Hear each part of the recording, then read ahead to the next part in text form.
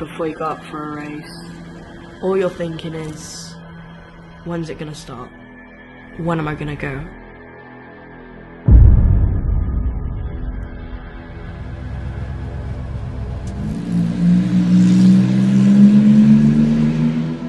The tension builds up.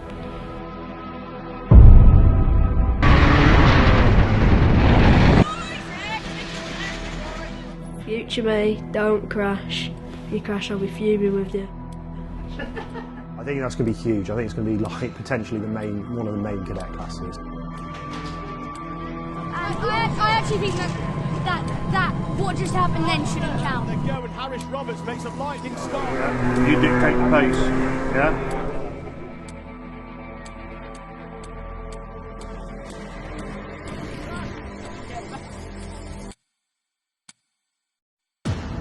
They're on slicks, has slid wide.